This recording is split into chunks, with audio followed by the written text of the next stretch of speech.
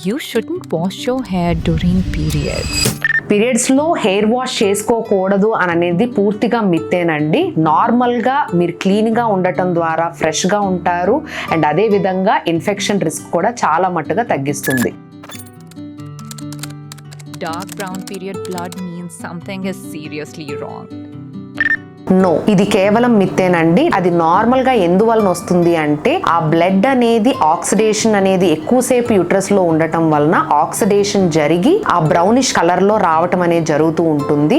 ఈ బ్లడ్ లో గనక బ్యాడ్ స్మెల్ వస్తుంది, హెవీ బ్లీడింగ్ అవుతుంది అంటేనే మీరు గైనకాలజిస్ట్ దగ్గరికి వెళ్ళాలి. అంతేగాని బ్రౌన్ బ్లడ్ ఉన్నంత మాత్రాన మీరు కంగారు పడాల్సిన అవసరమే లేదు.